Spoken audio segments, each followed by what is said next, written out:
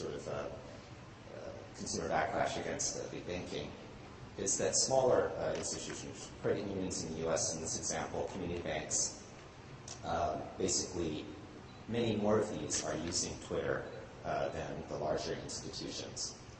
And I think that this has analogies, that potentially have analogies in markets in Asia that have similarly community-level financial institutions that are very close to the social framework there, and kind of natural for using social media, and also for sort of advertising basically their mission to serve the community and serve the consumer.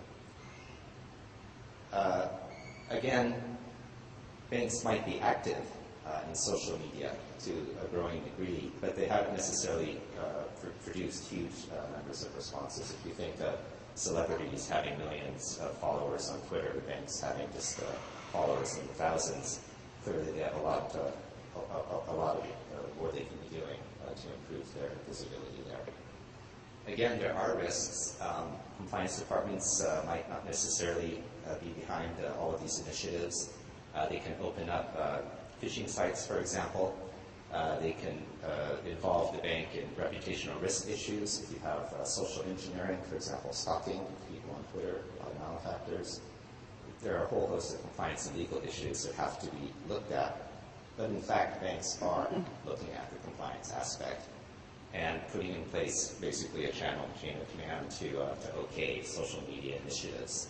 So with this survey, 3/4 of banks are actually passing their initiatives through compliance and giving it a good think before they roll it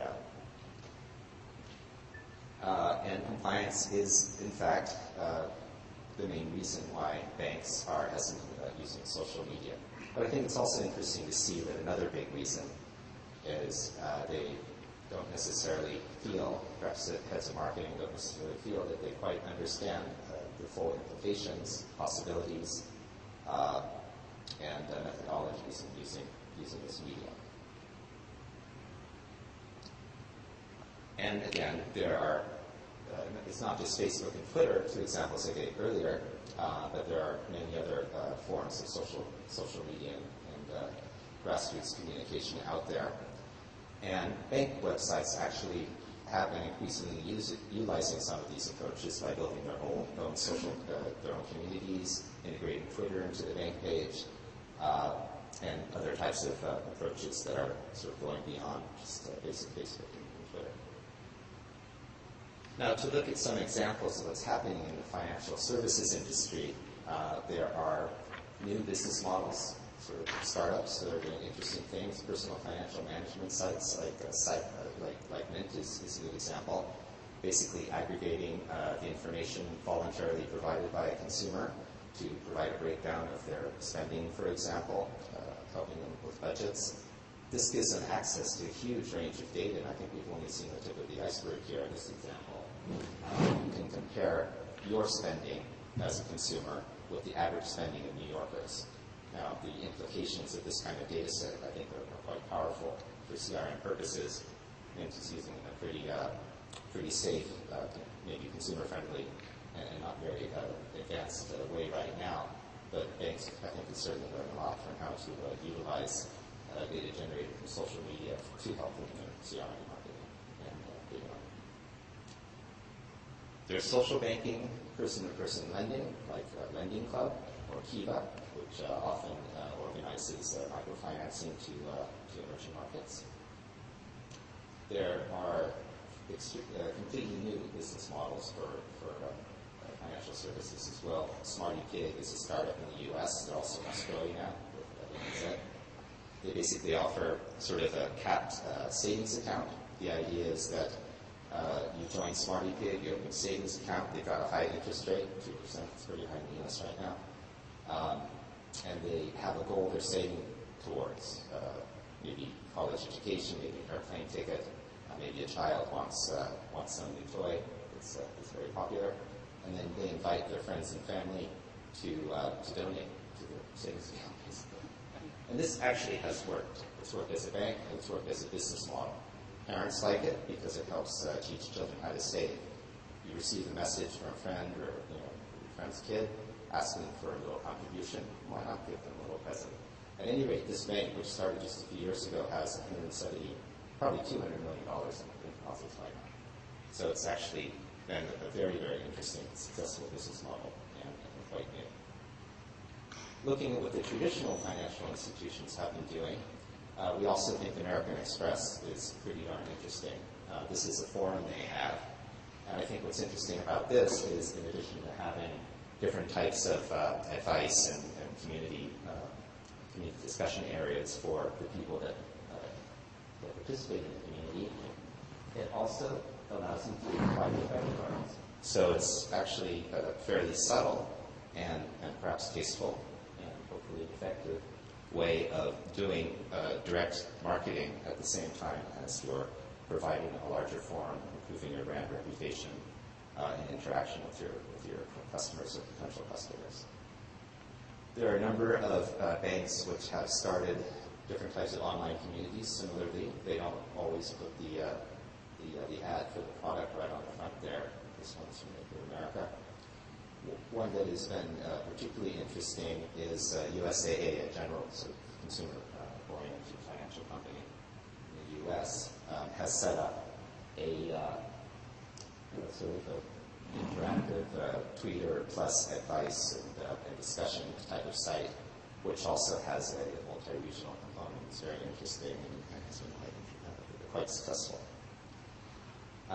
Some other new models, perhaps not getting huge amounts of take-up, include this example from a credit union in the U.S.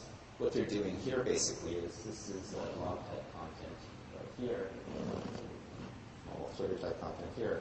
But what it also includes is customer service representatives interacting with their customers through this channel to resolve issues and also to actually undertake transactions.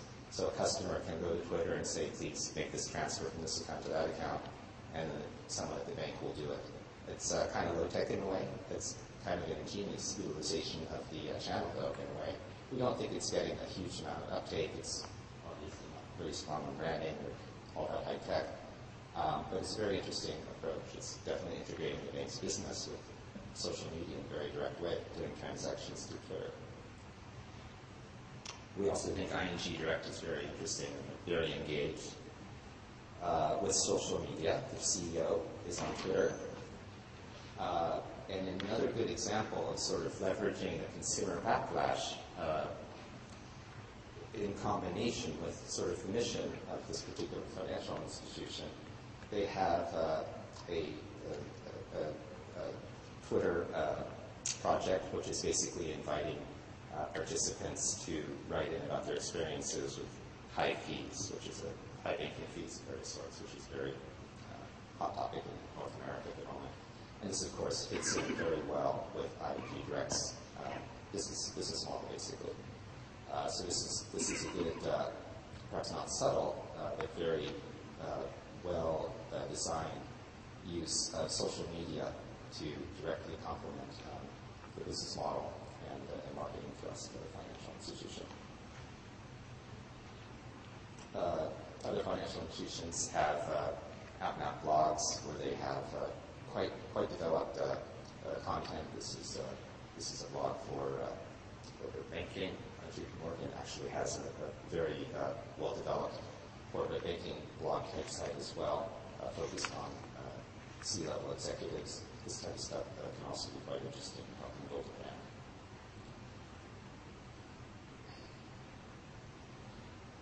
Now, in terms of the question of how much of an impact social media has, again, outside the financial services industry, and sometimes threatening certain aspects of the financial services industry, we see sort of grassroots movements. And so Huffington post-financial crisis, has this online campaign to move money out of the big banks and small community banks.